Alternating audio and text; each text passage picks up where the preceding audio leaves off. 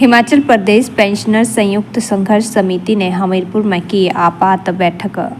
Himachal Pradesh pension संयुक्त संघर्ष समिति ने हमीरपुर के सर्किट हाउस में आपात बैठक आगामी दिनों में सरकार को घेरने की रणनीति तैयार की है। बैठक के बाद पत्रकार वार्ता को संबोधित करते हुए अध्यक्ष सुरेश ठाकुर ने दो टूक शब्दों में सरकार को चेताया है कि लंबे समय में प्रदेश के 4 लाख पेंशनरों को ठगा जा रहा है, लेकिन अब 11 पेंशनर संघों ने संयुक्त मोर्चा का गठन किया है, जिससे आगामी दिनों में ठोस रूपरेखा बनाकर सरकार को घेरा जाएगा। उन्होंने कहा कि मुख्यमंत्री सुक्खू ने 3% डीए देने की घोषणा की थी, लेकिन यह घोषणा पूरी नहीं हुई है, जिसको लेकर पेंशनरों में रोष है। उन्होंने मुख्यमंत्री सुक्खू से आग्रह किया है कि 4% डीए को देने की 2 किस्तों में देने की कृपा करें। बने हुए लगभग 2.5 साल से ऊपर का समय हो चुका है और 2.5 वर्ष पहले जब ये सरकार सत्ता में आई तो एक नारा दिया गया कि व्यवस्था परिवर्तन। आज उस व्यवस्था परिवर्तन का ही एक नमूना आपके सामने है कि 2.5 वर्ष के बाद प्रदेश के वरिष्ठ नागरिक, प्रदेश के पूर्व कर्मचारी रहे, अधिकारी रहे, प्रदेश भर की सभी पेंशन ऑर्गेनाइजेशनों के 11 ऑर्गेनाइजेशनों ने आज यहाँ पर भाग लिया। उन सबके पदाधिकारी और उनके पीछे प्रदेश का लगभग 4 लाख के करीब हमारा पेंशन समाज इस सरकार की व्यवस्था परिवर्तन से त्रस्त होकर के आज यहाँ पर इकट्ठा हुआ और लगभग 4 घंटे की मैराथन मीटिंग के बाद यह निर्णय किया गया कि इस प्रदेश की सोई हुई सरकार को, जिस सरकार ने आते ही प्रदेश के कर्मचारी समाज को दबाना शुरू किया, जिस किसी ने भी अपने हक की आवाज उठाई उसको ट्रांसफर किया गया, उसको सस्पेंड किया गया, उनके खिलाफ विधानसभा के अंदर प्रिविलेज मोशन लाया गया, जो हिमाचल प्रदेश के इतिहास के अंदर एक पहली घटना है कि किसी कर्मचारी के खिलाफ भी प्रिविलेज मोशन जो है वो विधानसभा के अंदर लाया गया। मूल मंत्र यह है कि इस सरकार के अंदर जिस किसी ने भी अपने हक की आवाज उठाई उसको दबाने का पूरा प्रयास किया।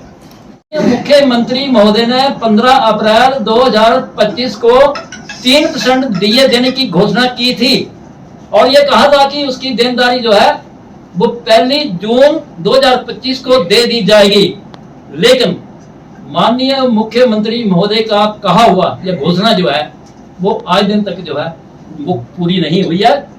और 3% तो छोड़िए, और 3% भी ऐसी देनदारी दी कि हमारी 4% जो पहली किस्त बनती थी, 2 किस्तें 4%, 8% की जो पहली किस्तें थी उनको छोड़ करके जो बीच की किस्त आती थी 3%, उसको देने की घोषणा की, जो कि बिल्कुल ही हमें अफसोसजनक और आपत्ति है उसमें। और हम आपके माध्यम से माननीय मुख्यमंत्री महोदय से पुनः ये निवेदन करते हैं कि माननीय मुख्यमंत्री महोदय 3% जो डीए की आपने घोषणा की है उस घोषणा को आप वापस ले लीजिए और हम 4% की जो घोषणा आपकी जो डीए बनता है 2 किस्तें जो है कम से कम 4% और 4%, 8% की जो डीए की जो घोषणा है वो आने वाले समय में जो 15 अगस्त 2025 है आने वाला है।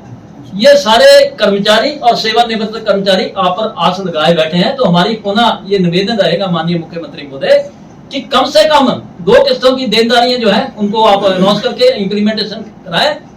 और बाकी की जो रहती है, हमारा जो डीए का एरियर रहता है, हमारा इस वक्त 44 महीने का पहले बनता था एरियर, वो नहीं दिया। उसके आगे अब कैलकुलेट किया जाए तो 104 महीने जो है पूरे डीए का जो देनदारी एरियर का है वो माननीय मुख्यमंत्री महोदय नहीं दे रहे हैं। लाखों कर्मचारी और पूर्व कर्मचारी इस सरकार से इतना त्रस्त है कि जिसका मैं छोटी छोटी झलकें आपके समक्ष रखूंगा।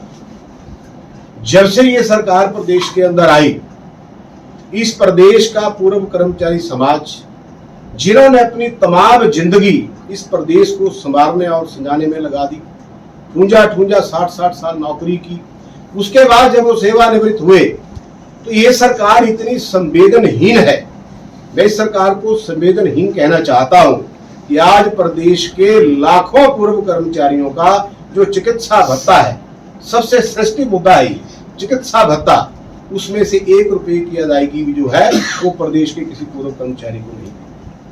प्रदेश के हमारे सैकड़ों पूर्व कर्मचारी इलाज के अभाव में, पैसों के अभाव में इस दुनिया को छोड़ के चले गए। मैं आपके माध्यम से प्रदेश के मुख्यमंत्री से, प्रदेश की सरकार से ये पूछना चाहता हूं कि क्या मुख्यमंत्री जी आप बीमार नहीं हुए? क्या आपके मंत्रिमंडल का कोई व्यक्ति बीमार नहीं हुआ? क्या आपका कोई विधायक बीमार नहीं हुआ? अगर बीमार हुए तो क्या उनके भी मेडिकल रिइंबर्समेंट के बिल जो है वो क्या पेंडिंग है? नहीं।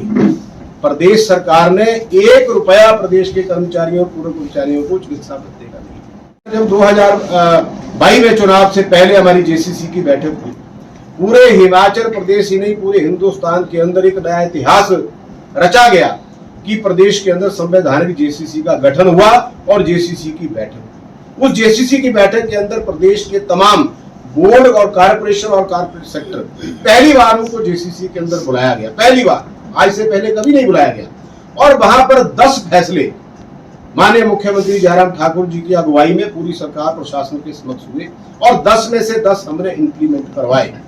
ये सरकार, हमारी सरकार ने चुनाव में जाने से पहले जो हमारा एरियर था पे कमीशन का, उसकी भी एक किस्त जो 50,000 रुपए की थी वो सारे प्रदेश के कर्मचारियों को दी। आज इस सरकार ने आते ही खुद तो ये बटे हुए हैं, लेकिन उन्होंने प्रदेश के पूर्व कर्मचारी समाज को भी टुकड़ों में बांट करने का खूब प्रयास किया है। कभी कहते हैं कि 80 साल वालों को दे दिया, कभी कहते हैं 75 साल वालों को दे दिया।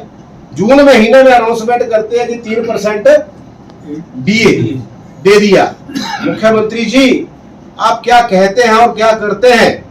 आपकी घोषणा जून महीने की हुई है, आज दिन तक वो 3% डीए जो है वो प्रदेश के कर्मचारियों, पूर्व कर्मचारियों को नहीं दिया गया।